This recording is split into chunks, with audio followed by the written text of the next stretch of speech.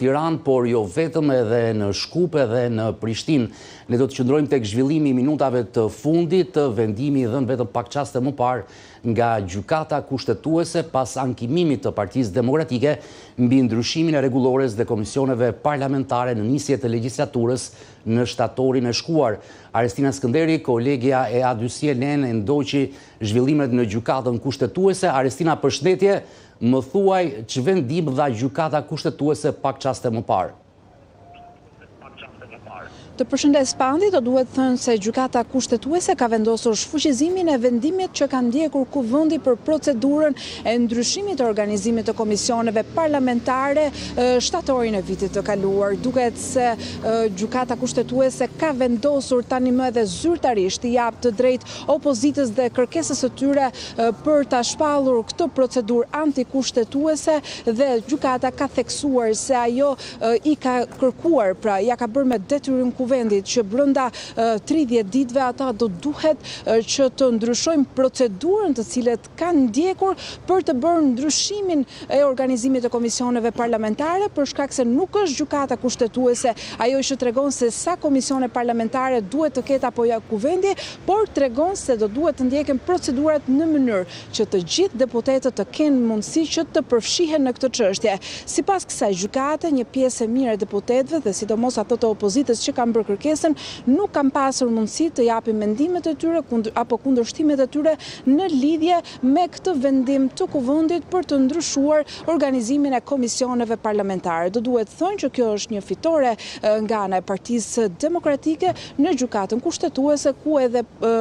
gati një javë më shumë se një javë më parë u mbajt edhe seanca në gjykatën kushtetuese ku u bën përfaqësimi nga opozita, ku ishte kreu i grupit parlamentar Gazmend Bardhi, ndërkohë që nga ana e Kuvendit ishin drejtuesit ligjor të Kuvendit dhe dhanë vendimet dhe mendimet e tyre dhe argumentet e tyre në lidhje me këtë çështje ku duket se opozita është fituese.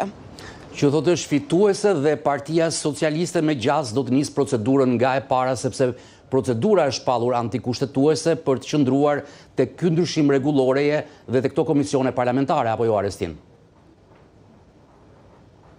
Vetëm procedura është shpallur antikushtetuese, sepse gjykata kushtetuese arsyeton se nuk është ajo që i dikton Kuvendit për mënyrën se si duhet të organizojnë komisionet parlamentare, siç ndodhi pra nga 8 në 11 i takon Kuvendit, por Kuvendi ka detyrim ligjor që të ndjek afatet dhe procedurat që ka në rregulloren e tij për të dhënë një vendim, ashtu siç është edhe pjesa e ndryshimeve të komisioneve parlamentare ku janë të përfshirë të gjithë deputetët, sepse puna më e madhe, pavarësisht se mbahen seancat plenare dhe vëmendja më e madhe është aty, puna më e madhe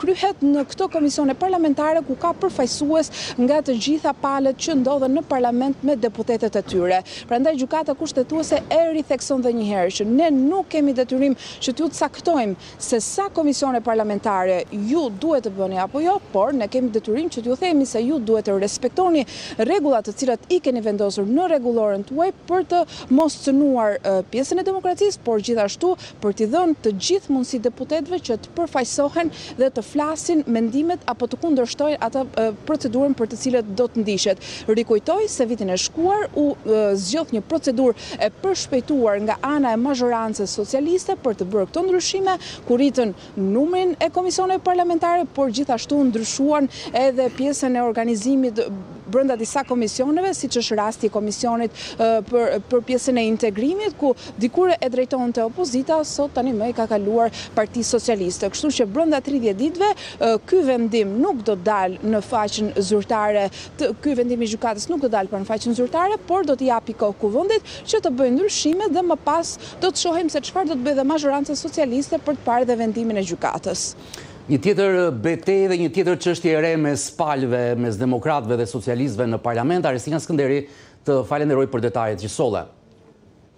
Padyshim çështja e rëndësishme sot ishte ajo që ndodhi në mbledhjen e Këshillit